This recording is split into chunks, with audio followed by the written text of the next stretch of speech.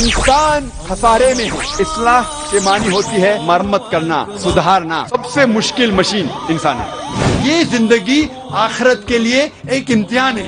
ایک مسلمان اچھا مسلمان ہو ہی نہیں سکتا جب تک وہ اچھا انسان نہیں. جب اللہ سے آتے تو کس سے ڈرنا؟ بھگوان ایک ہی ہے, دوسرا نہیں ہے.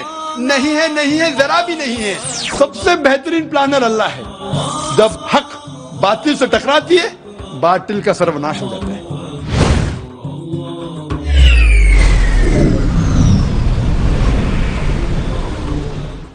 اقرأ خيرا ورتل القرآن اصبح بصوتك اسمع الأكوان.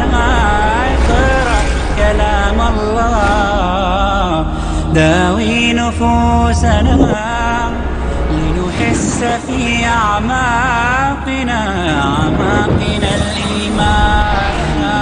فؤاد كالحجارة قسوة فإذا وعى القرآن حين كم من فؤاد كالحجارة قسوة. اللہ تعالیٰ فرماتے ہیں سورہ حشر میں, سورہ نمبر 59 میں, آیت نمبر 21 میں, کہ اگر قرآن پہاڑ پہ نازل ہوتا تو یہ پہاڑ جھک جاتا اور پردے ہو جاتا ہے اللہ کے خوف میں. یعنی اللہ تعالیٰ فرماتے سورہ حشر میں سورہ نمبر 59 آیت نمبر 21 میں, اگر قرآن پہاڑ پہ نازل ہوتا تو پہاڑ جھک جاتا اور پردے ہو کے گر جاتا اللہ کے خوف سے. لیکن ہم مسلمانوں کو کوئی فرق نہیں پڑ رہا ہے. پہاڑ نشانی ہے طاقت کی. ہم مسلمانوں کے اوپر اگر قرآن نازل ہوا, سارے انسانوں پہ, ہم مسلمان اگر پڑھے اور اس سے ہدایت پائے تو انشاءاللہ یہ ہمیں فائدہ مند ثابت ہوگا اس دنیا میں اور آخرت میں بھی. اور آج ہم دیکھتے ہیں دنیا بھر میں کہ مسلمان ہمیشہ نیچے دیکھے جاتے. ایک وقت تھا جو مسلمان عروج پہ تھے, آج ہم عروج پہ نہیں ہیں, آج ہم نیچے ہیں. کیوں؟ کیونکہ پہلے ہم مسلمان قرآن اور حدیث کے قریب تھے, اسی لیے ہم عروج پہ تھے. آج ہم مسلمان نیچے ہیں کیونکہ ہم قرآن مجید سے دور ہوتے جا رہے ہیں. انشاءاللہ اگر پھر سے ہم قرآن مجید کے قریب آئیں گے تو انشاءاللہ ہم پھر سے عروج پہ پہنچ جائیں گے. میں میری تقریر کو ختم کرنا چاہتا ہوں اس حدیث سے جو حضرت عثمان رضی اللہ عنہ نے بیان کی تھی, جو صحیح بخاری میں جلد نمبر 6 حدیث نمبر 5027 میں حضرت عثمان رضی اللہ عنہ فرماتے کہ محمد صلی اللہ علیہ وسلم نے فرمایا, خیرکم من تعلم القرآن وعلمہ, کہ سب سے بہترین وہ ہے جو قرآن سمجھ کے پڑھتا ہے اور اس کا علم دوسروں تک پہنچاتا ہے. وآخر دعوانا الحمدللہ رب العالمین.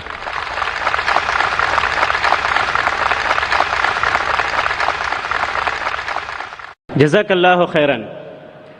ڈاکٹر صاحب کی اپنے موضوع پر نہایت ہی پرمغز اور مکمل تقریر آپ کے سامنے ہوئی.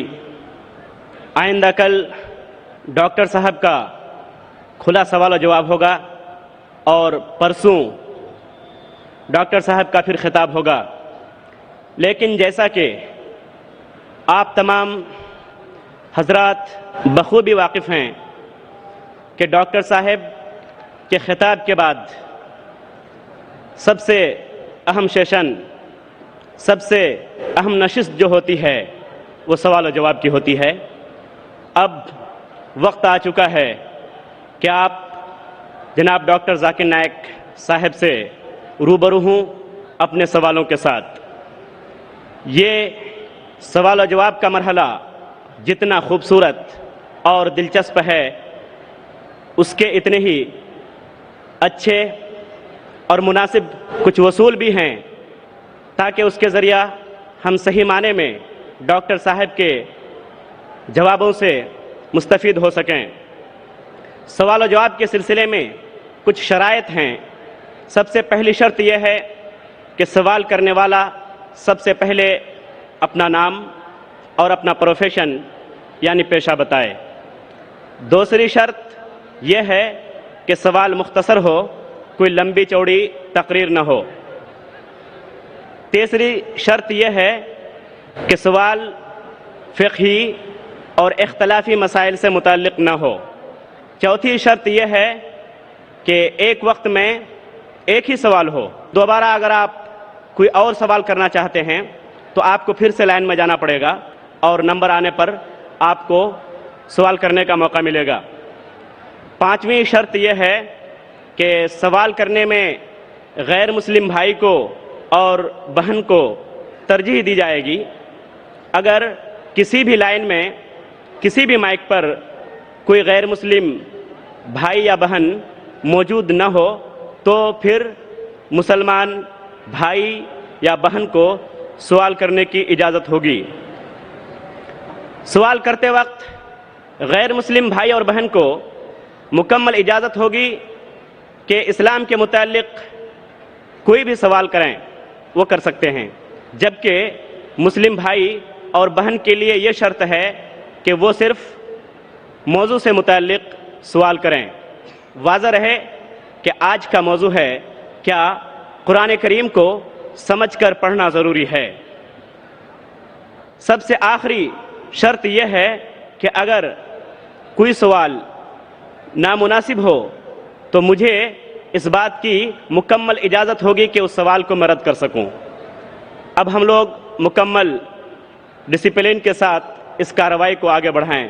اس کے لیے ہمارے پاس 5 مائک ہیں، 3 مائک ہیں مردوں کے لیے اور 2 مائک ہیں لیڈیز یعنی خواتین کے لیے۔ میں درخواست کرتا ہوں میرے غیر مسلمان بھائیوں اور بہنوں سے، کیا یہ سنہرا موقع ہے؟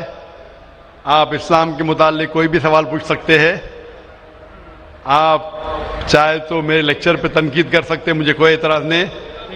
آپ کو اگر قرآن مجید میں کوئی غلطی لگتی ہے تو قرآن مجید کے بارے میں سوال پوچھ سکتے ہیں۔ آپ کو لگتا ہے اسلام کی کوئی تعلیم ہے جو آپ کو لگتا ہے کہ صحیح نہیں ہے، آپ کا یہ موقع ہے۔ آپ اسلام کے بارے میں کوئی بھی سوال پوچھ سکتے ہیں، عیسائیت کے بارے میں، ہندوازم کے بارے میں، یہودیت کے بارے میں۔ میں طالب علم ہوں اسلام اور دیگر مذاہب کا، میں اسٹوڈنٹ ہوں اسلام اور کمپیریٹو ریلیجن کا۔ یہ آپ کا سنہرا موقع ہے۔ عام طور پہ مذہبی تقریر کے بعد سوال جواب کا کھلا سیشن نہیں ہوتا۔ یہ موقع ہے کہ میں غیر مسلمان بھائیوں اور بہنوں سے درخواست کرتا ہوں کہ آپ کوئی بھی سوال کر سکتے ہیں، ٹاپک کے اندر ٹاپک کے باہر بھی، مجھے کوئی اعتراض نہیں۔ آپ چاہے تو قرآن مجید کو اٹیک کر سکتے ہیں، اسلام کو اٹیک کر سکتے ہیں، میں نوجوان ہوں لیکن میں لے سکتا ہوں۔ آپ کوئی بھی سوال کر سکتے ہیں، یہ آپ کا موقع ہے۔ آپ کو ایسے موقع بار بار نہیں آئیں گے۔ میری درخواست ہے، مجھے آرگنائزرز نے کہا کہ الحمدللہ کئی غیر مسلمان اس فنکشن میں آنے والے ہیں۔ آپ بنا جھجک کوئی بھی سوال پوچھ سکتے، چاہے تنقیدی بھی ہو تو بھی چلیں گا، مجھے کوئی اعتراض نہیں۔ آپ کوئی بھی سوال پوچھ سکتے۔ میں غیر مسلمان بھائیوں اور بہنوں سے درخواست کرتا ہوں کہ آپ مائک کی طرف آئیے اور آپ کوئی بھی سوال پوچھ سکتے ہیں۔ سب سے پہلے ہم چلتے ہیں مائک نمبر 1 پر۔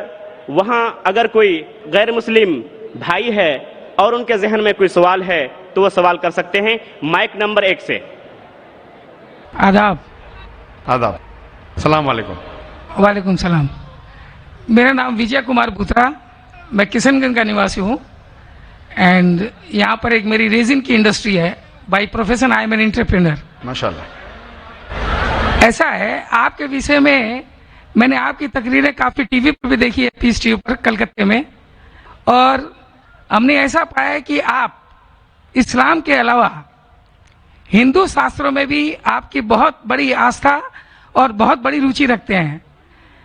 میرے میں یہ جاننے کی اتسکتا ہے کہ آپ کی یہ اتسکتا ہندو شاستر کے پرتی کب آئی اور کیوں آئی، اس کے وشے میں مجھے آپ سے تھوڑا بھائی صاحب کا سوال ہے کہ انہوں نے مجھے ٹی وی پہ کلکتہ میں کئی بار دیکھا ہے اور یہ جانا ہے کہ اسلام کے علاوہ میں دیگر مذاہب کے بارے میں بات کرتا ہوں اور ہندو دھارمک کتابوں کے بارے میں بھی میں علم رکھتا ہوں۔ تو یہ پوچھنا چاہتے یہ خواہش کب آئی اور کیسے آئی۔ میں جب میرا میڈیکل کالج میں تھا تو میں متاثر ہوا ایک شخص جن کا نام تھا شیخ احمد دیدار. وہ ساؤتھ افریقہ کے تھے اور وہ اسلام اور عیسائی مذہب پہ مہارت رکھتے تھے. جب ان کی تقریر سنا تو میں ان سے متاثر ہوا اور میں نے قرآن اور بائبل کا الحمدللہ علم حاصل کیا. تو سب سے پہلے میں نے علم حاصل کیا بائبل کے بارے میں، اسلام اور عیسائیت کے بارے میں. اور جب میں ان سے ملا انہوں نے کہا کہ اسلام اور عیسائیت پہ کئی لوگ تقریر کر چکے اور کئی کتابیں لکھ چکے، لیکن ہندو مذہب اور اسلام کے بارے میں وہ چند کتابیں ہیں. انہوں نے درخواست کی کہ بیٹا عیسائیت کے علاوہ دیگر مذاہب کے بارے میں آپ مطالعہ کیجئے اور ان کو بھی پیغام پہنچائیے. اور جب قرآن مجید کی میں نے آیت پڑھی، قرآن مجید میں اللہ تعالیٰ ایشور کہتے ہیں سورہ ال عمران میں سورہ نمبر 3 آیت نمبر 64 میں تعالوا الی کلمۃ سواء بین بینکم، آؤ ہم اس بات کی طرف جو آپ اور ہم میں یکساں ہے. سب سے پہلی بات کیا ہے؟ اللہ نعبد الا اللہ، کہ ہم صرف ایک ایشور کی عبادت کریں. ولا نشرک بہ شیئا، کہ ہم آپس میں کسی کو شریک نہ کریں. ولا یتخذ بعضنا بعضا اربابا من دون اللہ، کہ ہم آپس میں کسی کو رب نہ کہے. فإن تولوا، اگر وہ نہ مانے، فقولوا اشہدوا بأننا مسلمون، آپ شہادت دو کہ اب مسلم ہیں. تو جب میں نے قرآن مجید کی آیت پڑھی جس میں لکھا ہے کہ جب بھی آپ غیروں سے بات کرتے ہیں تو اس بات کی طرف آؤ جو ان میں اور ہم میں یکساں ہے. اور مذہبی کتاب میں یکسانیت بھی ہے، ڈفرینسز بھی ہے. تو میں کہتا ہوں کہ کم از کم یکسانیت کے اوپر تو ہم عمل کریں، جو ڈفرینسز ہے وہ کل ڈسکس کریں گے. ڈفرینسز تو ہے، میں یہ نہیں کہتا ہوں ڈفرینسز نہیں ہے، لیکن جو یکسانیت ہے، جو آپ کی کتاب دھارمک کتاب اور ہماری کتاب میں یکساں ہے، تو کم از کم اس کے اوپر تو عمل کریں. تو یہ سوچ لے کے شیخ دیدار سے متاثر ہو کے اور قرآن مجید کی آیت سورہ نمبر 3 آیت نمبر 64 جب میں میڈیکل کالج میں تھا میں نے شروع کیا یہ میرا مشن. رمضان قد أهل. اور پھر میں نے تحقیق کرنے لگا. عیسائیت مذہب کا تو اتنے اچھے سے مطالعہ کیا تھا شیخ احمد دیدار نے کہ مجھے زیادہ تحقیق کرنے کی ضرورت نہیں پڑی، لیکن میں تحقیق شروع کیا ہندو مذہب کے بارے میں. پھر میں نے ہندو ودوان کی اسکالرز کی کتابیں پڑھنے لگی اور ڈھونڈنے لگا کیا یکساں ہے. لیکن قرآن مجید میں کہا گیا ہے کہ سب سے پہلی بات ہے اللہ نعبد الا اللہ، کہ ہم صرف ایک ایشور، ایک بھگوان، ایک اللہ کی عبادت کریں. تو جب قرآن مجید میں لکھا ہے کہ یکسانیت میں سب سے اہم ہے کہ ایک خدا، تو میں ڈھونڈنے لگا کہ ہندو مذہب کی کتاب میں خدا کے بارے میں کیا لکھا ہے. جب پڑھنے لگا تو مختلف کتابیں تھے، مختلف اسکالرز تھے. مختلف اسکالرز کو پڑھنے کے بعد پتا چلا کہ ایک ہوتا ہے کہ مذہب کو جاننا کتابوں کے ذریعے اور ایک مذہب کے ماننے والوں کے ذریعے. کبھی بھی مذہب کو جاننے کے لیے مذہب کے ماننے والوں کو مت دیکھو، ہو سکتا ہے وہ ماننے والے خود نہیں جانتے کہ ان کا مذہب کیا کہتا ہے. تو مذہب کو جاننے کے لیے سب سے بہترین طریقہ ہے کہ مذہب کی کتابوں کا مطالعہ کرے. تو میں نے ہندو مذہب کی کتابوں کا مطالعہ کرنا شروع کیا، وید کا، اپنشد کا، بھگوت گیتا کا، رامائن کا، مہابھارت کا. جب مطالعہ کرنے لگا تو عام طور پہ جب ہم پوچھتے ہیں ہندو سے، سب سے پہلی بات کہ میں ایک ایشور میں مانے. عام ہندو سے پوچھتے ہیں کہ کتنے بھگوان میں آپ مانتے ہیں، تو کچھ ہندو کہیں گے 3، کچھ کہیں گے 100، کچھ کہیں گے 1000، کچھ کہیں گے 33 کروڑ. لیکن اگر آپ ایک ودوان ہندو سے پوچھیں گے جو اپنے ہندو مذہب کا مطالعہ کر چکا ہے، مذہبی کتابوں کا مطالعہ کر چکا ہے، وید پڑھ چکا ہے، تو وہ کہیں گا کہ ہندوؤں کو صرف ایک خدا میں ماننا چاہیے. لیکن عام ہندو مانتا ہے فلسفی جسے کہتے ہیں پینتھیزم. عام ہندو کہتا ہے کہ سب کچھ خدا ہے، پیڑ خدا ہے، چاند خدا ہے، سورج خدا ہے، انسان خدا ہے، سانپ خدا ہے. ہم مسلمان کہتے ہیں سب کچھ خدا کا ہے، پیڑ خدا کا ہے، چاند خدا کا ہے، سورج خدا کا ہے، انسان خدا کا ہے، سانپ خدا کا ہے. تو یہ اہم فرق ہے عام ہندو اور عام مسلمان میں.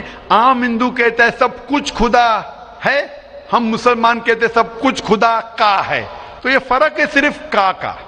اگر یہ کا کے فرق کو مٹا لے تو ہم ہندو اور مسلمان ایک ہو جائیں گے. कैसा करना चाहिए? तालव इला कलिमतिन सवाइन बैन बैनकुम, आओ उस बात की तरफ जो आप और हम में यकसा है। तो जब मैं हिंदू मजहब की किताबों का मुताला करने लगा तो एक अहम किताब का नाम है उपनिषद।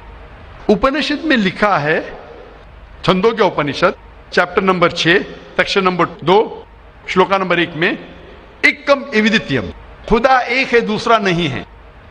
जब हम पढ़ेंगे श्वेताश्वेतर उपनिषद चैप्टर नंबर 6 श्लोका नंबर 9 में, नाचस्य कसिज जनिता न चदीपा, ये संस्कृत कोटेशन है जिसके मानी है उस खुदा, उस ईश्वर का कोई रब नहीं, उस ईश्वर के कोई वालिदैन नहीं, उसके ऊपर कोई नहीं है, उसकी वालदा नहीं, उसके वालिद नहीं है। लिखा है श्वेताश्वेतर उपनिषद में चैप्टर नंबर 4 श्लोका नंबर 19 में, न तस्य प्रतिमा अस्ति, उस ईश्वर की कोई प्रतिमा नहीं। प्रतिमा संस्कृत में होता है अक्स, photograph, painting, picture, idol, statue, sculpture. न तस्य प्रतिमा अस्ति, उस ईश्वर की कोई प्रतिमा नहीं, कोई अक्स नहीं, कोई पिक्चर नहीं, कोई फोटोग्राफ नहीं, कोई पेंटिंग नहीं, कोई आइडल नहीं, कोई स्कल्पचर नहीं, कोई स्टैच्यू नहीं। और ये आप आगे पढ़ेंगे, ये वही चीज लिखा हुआ है यजुर्वेद में। वेद हिंदू मजहब की सबसे ऊंची किताब है। यजुर्वेद में लिखा है चैप्टर नंबर 32 श्लोका नंबर 3 में, न तस्य प्रतिमा अस्ति, उस ईश्वर की कोई प्रतिमा नहीं, कोई अक्स नहीं, कोई फोटोग्राफ नहीं, कोई पेंटिंग नहीं, कोई पिक्चर नहीं, कोई स्टैच्यू नहीं, कोई आइडल नहीं, कोई स्कल्पचर नहीं। तो जब हम हिंदू मजहब की किताबों का मुताला करते पता चलता है हिंदू मजहबी किताब में भी लिखा है खुदा एक है, उस खुदा का कोई अक्स नहीं। और ब्राह्म सूत्र जो हिंदुइज्म का है वो एकम ब्राह्म द्योत्या नास्ते नैना नास्ते किंचन, भगवान एक ही है, दूसरा नहीं है, नहीं है, नहीं है, जरा भी नहीं है। There is only one God, not a second one, not at all, not at all, not in the least bit. तो इस जरिए से मेरा मुताला शुरू हुआ।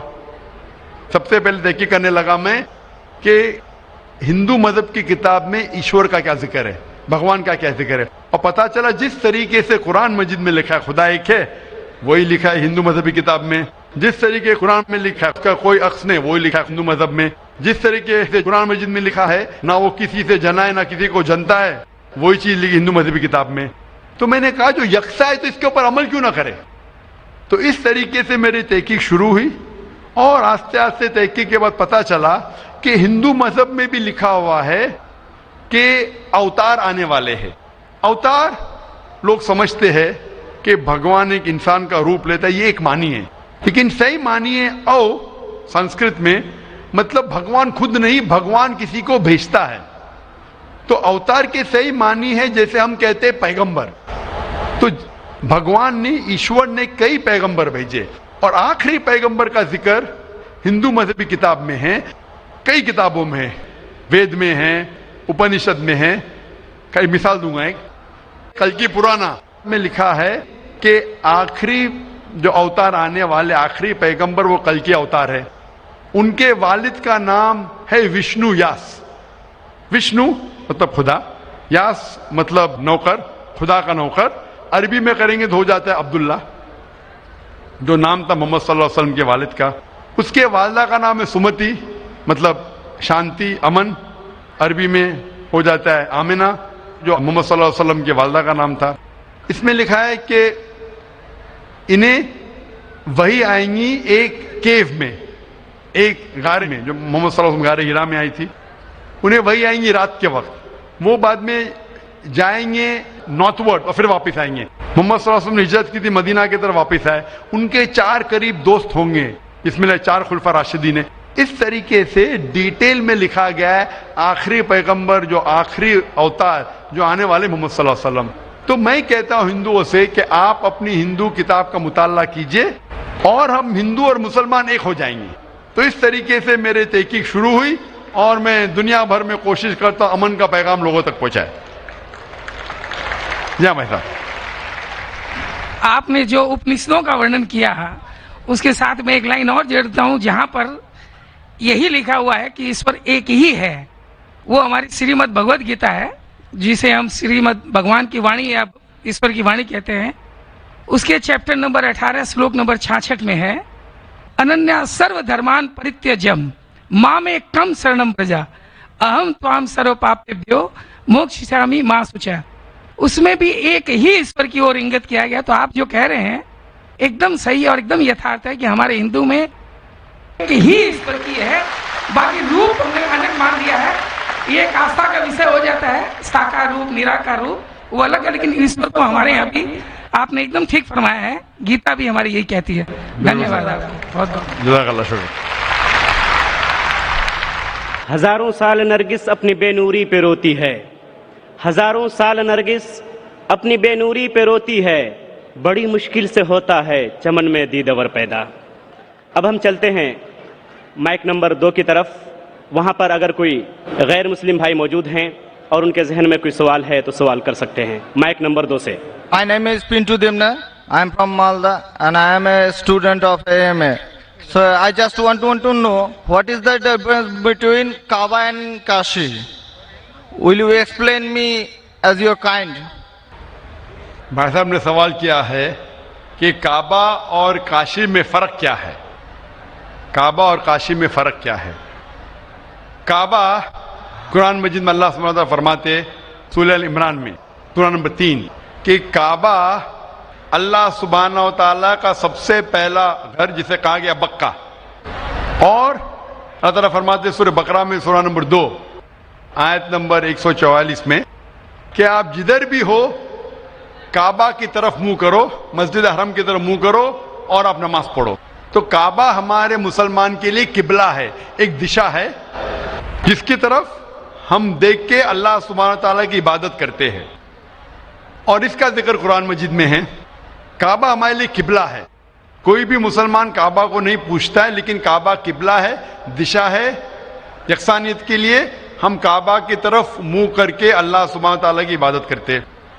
काशी एक तीर्थ की जगह है जो हिंदू मजहब की किताब में है, लेकिन जब आप कुरान मजीद पढ़ेंगे या अल्लाह के रसूल की हदीस पढ़ेंगे, काशी का जिक्र किधर भी कुरान मजीद में नहीं है, ना ही कोई अल्लाह के रसूल की हदीस में है। लेकिन आप जब वेद पढ़ेंगे, वेद में काबा का जिक्र है, वेद में काबा का जिक्र है। लिखा है ऋग्वेद में जिल्द नंबर 3 में लिखा है क्या तीर्थ की एक जगह, तीर्थ मतलब जिस जगह खुदा की इबादत की जाती है, तीर्थ की एक जगह है वो काबा। तो काबा का जिक्र हिंदू मजहबी किताब में भी है, कुरान में भी है और बाइबल में भी है। बाइबल में लिखा है बुक ऑफ साम्स में chapter number 84 verse number 2 to 6 में लिखा है blessed are those people who visit the valley of बक्का।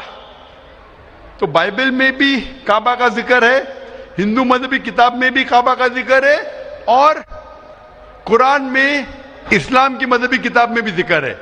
तो अगर हम यकसानियत पे जाएंगे, जो कॉमन है उसे लेंगे, तो काबा सिर्फ कॉमन है तीनों मजहबी किताबों में और मजहबी किताबों में भी लिखा है। तो जब आप लेंगे तालौ इला कलिमतिन सवाइन बैना बैनकुम, आओ हम उस बात की तरफ जो आप और हम में यकसा है, तो काबा में यकसानियत मिलती है लेकिन काशी में नहीं। काशी का जिक्र सिर्फ हिंदू मजहबी किताब में है। तो अगर हम यकसानियत पे अमल करना चाहेंगे तो आप और हमें मानना पड़ेगा कि काबा अल्लाह सुब्हानहू तआला का घर है और इबादत गाह है, इबादत करने की जगह है। Hope that answers the question. Thank you, sir. اقرأ أخيا ورتل القرآن اصبح بصوتك اسمع الأكوان اقرأ كلام الله داوي نفوسنا لنحس في أعماقنا الإيمان. كم من فؤاد كالحجارة قسوة فإذا وعى القرآن حين لانا. كم من فؤاد كالحجارة قسوة